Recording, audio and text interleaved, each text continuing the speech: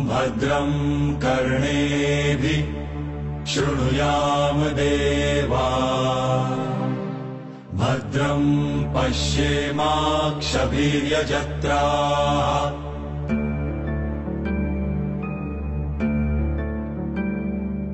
स्थिरैरङ्गैस्तुष्टुवासस्तनुभिः व्यशेम देवहितं यदायुः.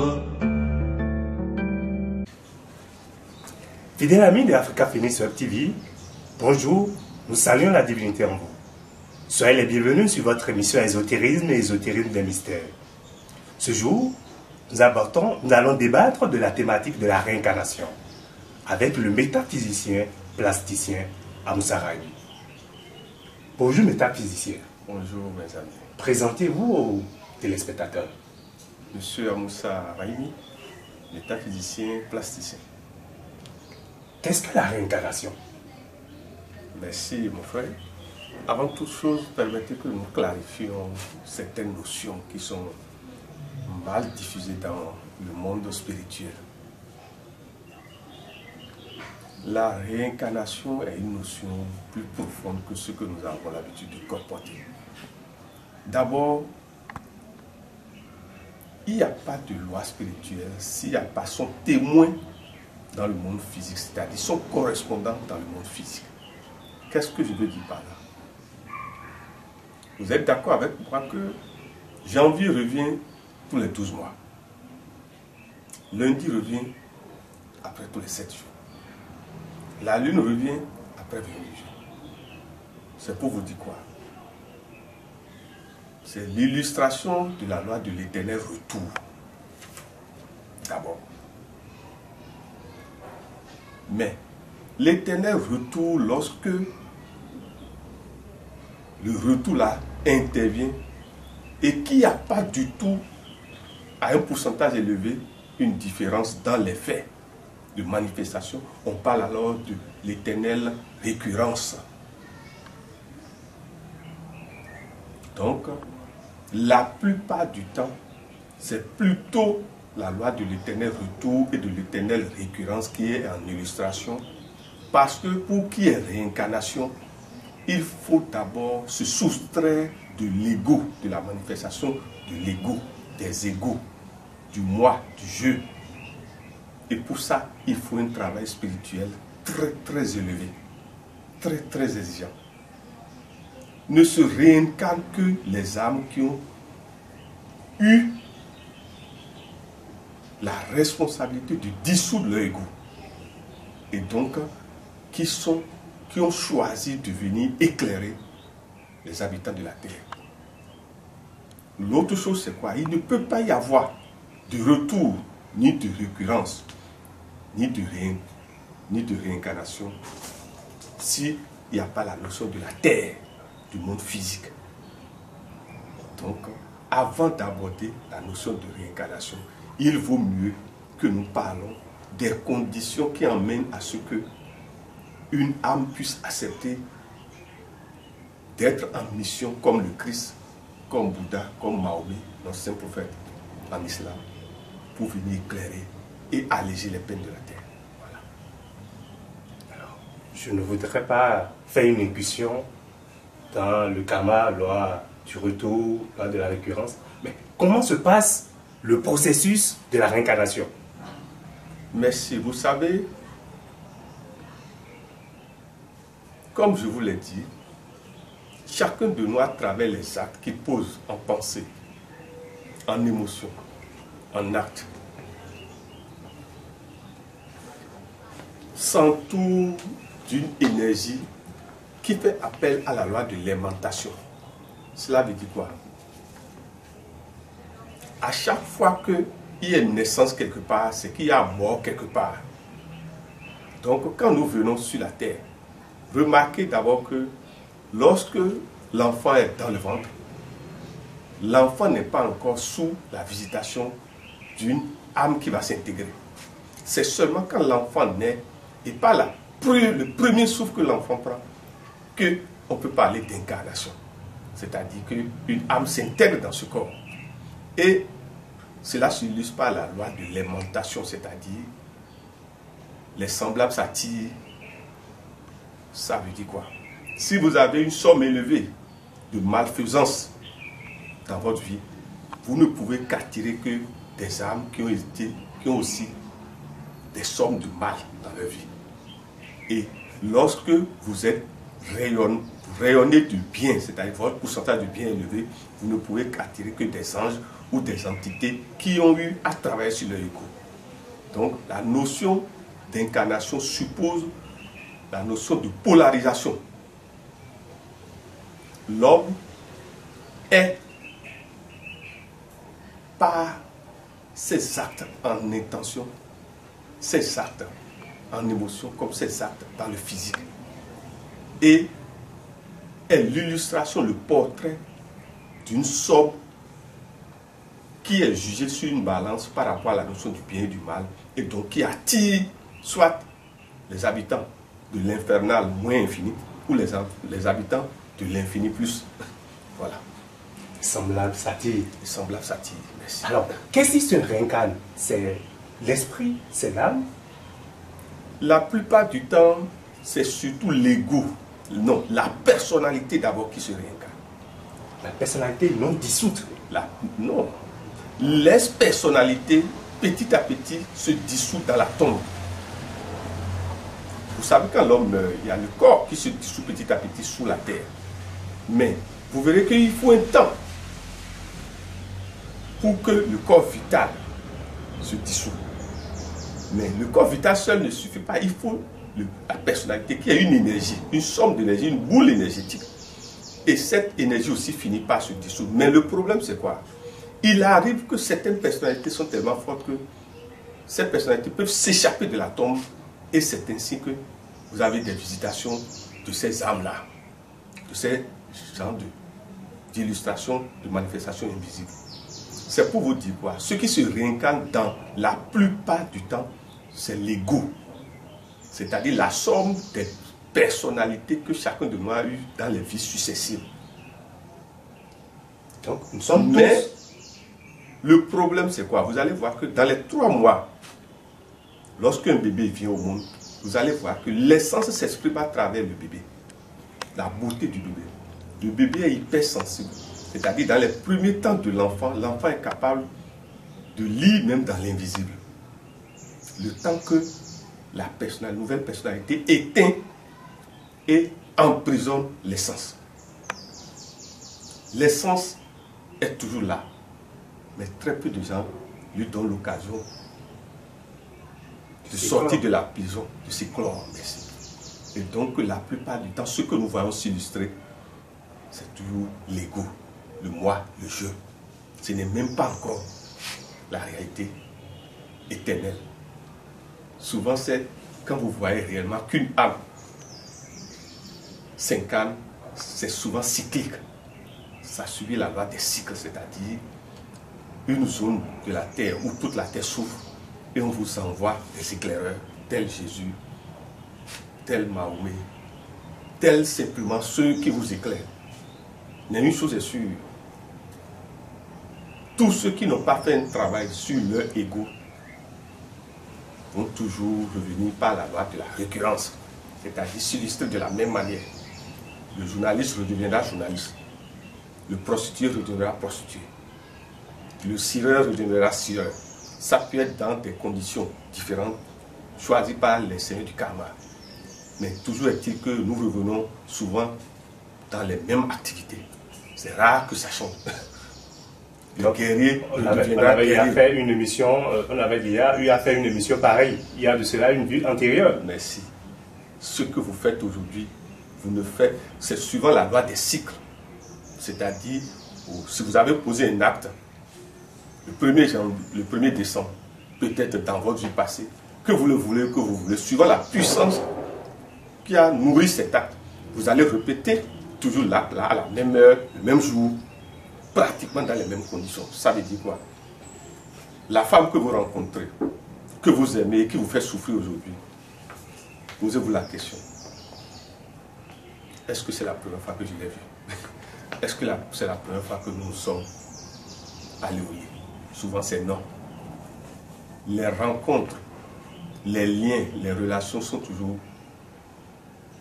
toujours la loi de la récurrence pour que chacun paye ses dettes, pour que chacun se purifie à travers la souffrance et surtout la réparation des actes. Parce que tant qu'il n'y a pas de réparation, il n'y a pas de dissolution de l'ego. Deux éléments permettent de dissoudre l'ego. C'est d'abord la souffrance. Mais la souffrance seule ne suffit pas, il faut la réparation. Voilà. Donc, si je comprends bien, nous venons nous perfectionner. Nous venons à l'école de la vie, histoire d'arranger ce que, il y a de cela des années, nous n'avons pas pu résoudre. Vous avez tout dit. Nous venons en réalité sur la terre en sculpteur pour perfectionner notre œuvre de sculpture. Ça va nous tailler davantage, nous rendre beaux, plus beaux. C'est pour vous dire que la perfection ne peut pas naître d'un seul jour, d'un seul instant. C'est un travail d'incessant retour qui finit par vous soustraire à la loi de la récurrence, par l'autoconscience, le développement de l'autoconscience. Parce que lorsque vous développez l'autoconscience, vous vous rendez compte et souvent vous revivez vos anciennes vies, jusqu'à savoir même dans les 3 vies passées qui vous étiez, dans quel pays vous étiez, quel acte mauvais vous avez posé. La preuve, si vous voulez comprendre, je ne vais pas trop développer ça, mais aujourd'hui, la nation béninoise vit des moments dits difficiles, mais nous ne nous posons pas la question, quel karma toute la nation est en train de payer. Il ne s'agit pas d'en vouloir à l'un ni à l'autre. Tant que nous serons dans ce système, nous n'allons pas évoluer. Il ne s'agit pas d'accuser, il s'agit de prendre conscience de qui chacun de nous a été dans les vies passées et quels sont les actes que nous avons posés pour qu'aujourd'hui, la loi de la récurrence s'impose à nous pour que ces choses reviennent. La question est de savoir, là où il y a la souffrance, il faut se dire, qu'est-ce qui a été fait pour que cette souffrance revienne. Donc, il y a des dettes karmiques collectives à payer. Mais la souffrance seule ne vous permet pas de la réintégration. Il faut les réparations. Cela veut dire quoi? Se jalouser sans vouloir ne résoudra pas le problème de la nation béninoise. Nous devons aller à la notion du pardon et donc de l'humilité et donc de réunir ce qui est pas pour que nous puissions pour qu'on puisse, les seigneurs du Kaba puissent nous pardonner et nous permettre alors de quitter cette zone noire. Voilà. Donc, tant que la pierre n'est pas polie, on reviendra incessamment, histoire de la sculpter, de la rendre plus fine. Je suis content que vous employez des termes métaphysiques de haut niveau. Pierre taillée, tout est là. Ça fait penser à des gens donnés. Vous savez, aucun de nous ne détient entièrement toute la connaissance de la terre. C'est pour ça qu'on parle de réunir ce qui est pas. L'initié, le grand, celui qui est en train de dissoudre son ego, reste au centre du cercle et bénéficie de toutes les connaissances venant des périphéries. Ça veut dire quoi? Le fait de dire que je ne veux pas aller chez l'autre, je n'ai pas besoin de l'autre, vous n'évoluez plus. Parce que l'autre a toujours quelque chose que vous n'avez pas. Il n'y a pas d'homme inutile sur cette terre.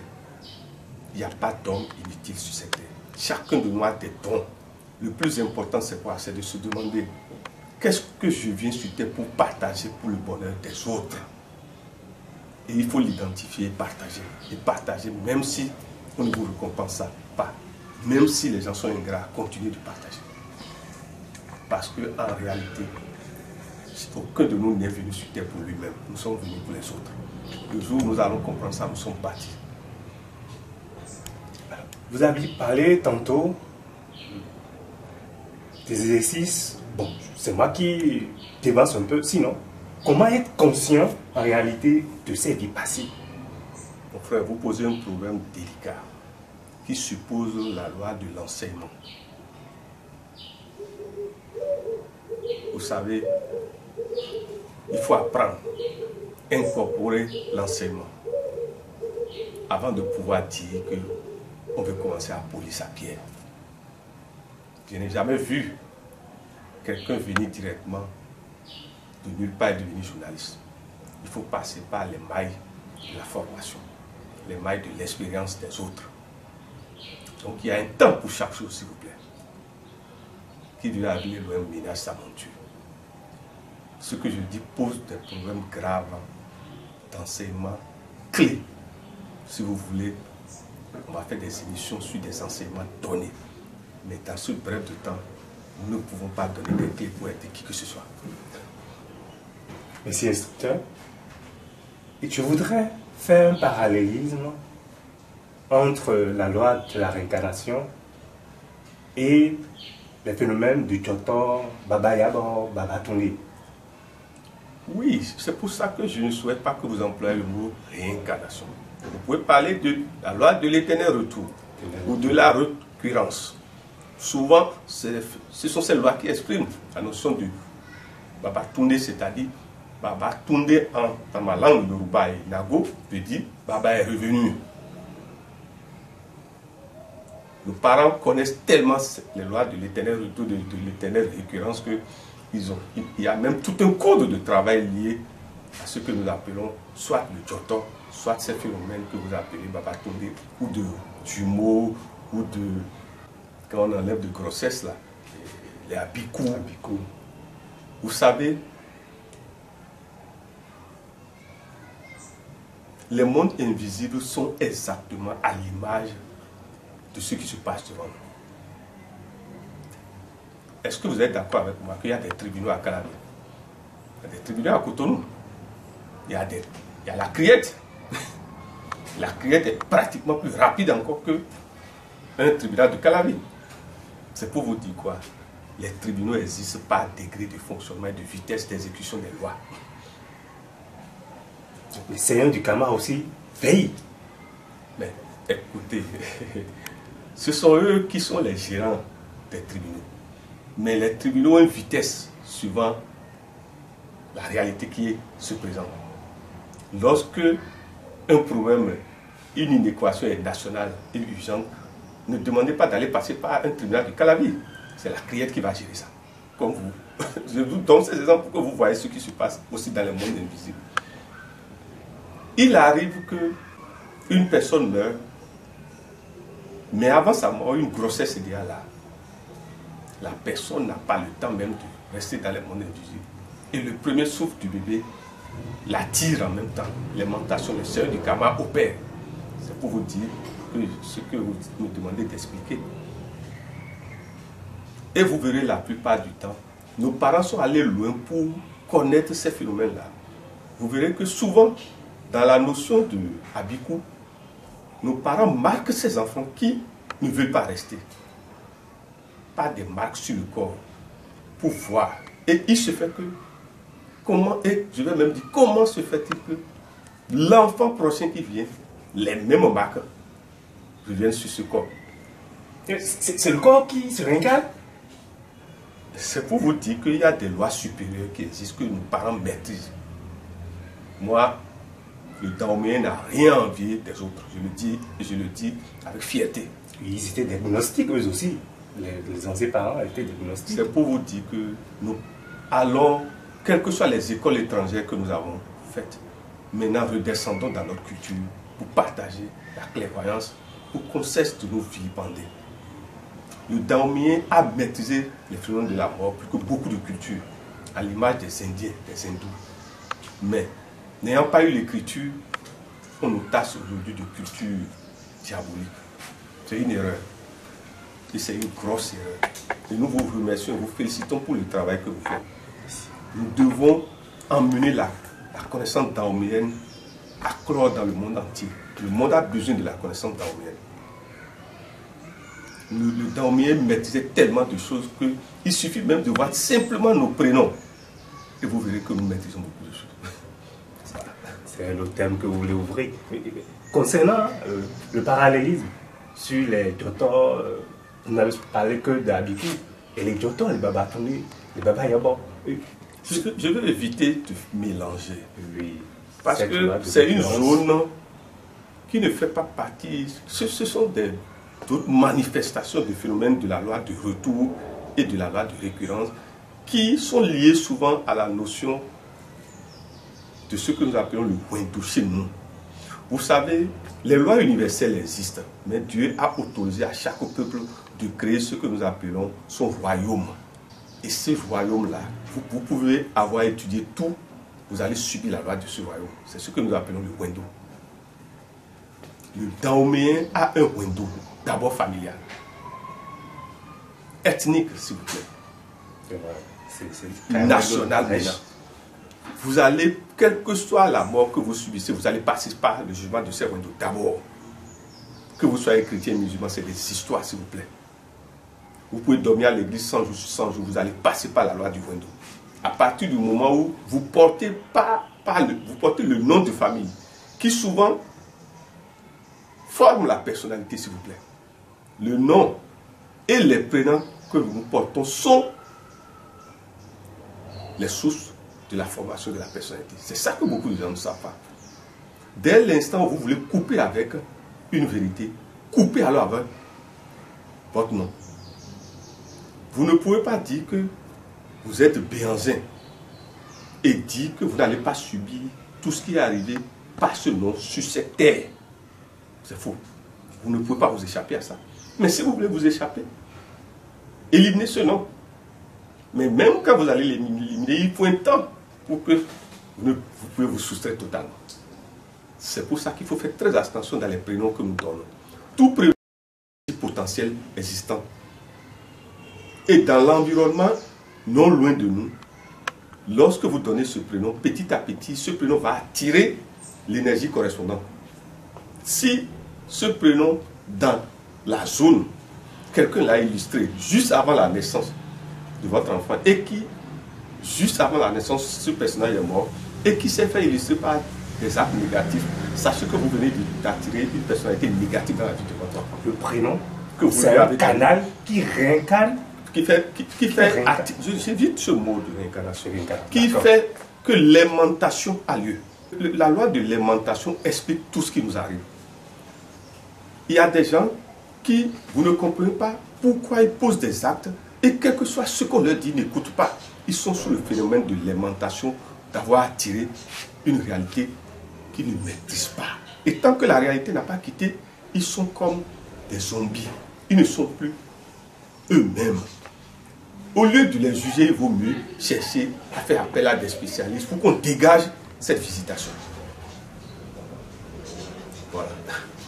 Alors, métaphysicien, quel est votre mot de fin sur la loi de l'aimantation, la loi de l'éternel retour ou la loi de la récurrence? Je suis content et j'avoue que je vous félicite. On voit que vous n'êtes pas un ignorant. Il faut faire très attention à employer le mot réincarnation. La réincarnation, c'est pour ceux qui ont eu l'occasion et qui travaillent à dissoudre leur ego. Que chacun étudie sur ce que l'ego. Mais l'éternel retour est en jeu tout le temps. Lundi revient tous les 7 jours. La lune revient tous les 28 jours. Ça veut dire quoi? Quel que soit ce que vous êtes, vous allez revenir. Mais la qualité du retour dépend de la qualité de l'énergie que vous avez développée. D'où la loi de l'aimantation. Il y en a qui reviennent, ils étaient chasseurs, ils reviennent être encore chasseurs. Ça veut dire qu'il n'y a pas d'évolution. Il faut que quelque chose bouge. Et c'est ceux qui arrivent à se soustraire à cette récurrence, c'est ceux-là qu'on peut dire qu'ils se réincarnent. On ne peut parler de réincarnation que lorsqu'il y a évolution. Mais lorsqu'il y a répétition, il n'y a pas réincarnation. Il y a retour et récurrence, s'il vous plaît. La réincarnation ne peut avoir lieu sans la notion du purgatoire, sans passer par le purgatoire, sans payer les anciennes fautes. Donc, il ne peut pas y avoir d'évolution de l'ego sans la souffrance. Et maintenant, en dernière position, par la réparation des actes. Et la réparation des actes ne peut se faire que par l'oubli de soi au profit des autres. Merci. Fidèles amis de Africa Phoenix Web TV, nous voici au thème de cette émission ésotérique. Nous avons débattu de la nuance que l'on pourra faire désormais entre la loi de la récurrence, la loi de l'éternel retour, la loi de l'aimantation et la loi de la réincarnation. Parce que pour se réincarner, il faut d'abord dissoudre le moi. Ce sera tout. À la prochaine. ॐ भद्रं कर्णेभिः शृणुयाम देवा भद्रं पश्येमाक्षभिर्यजत्राः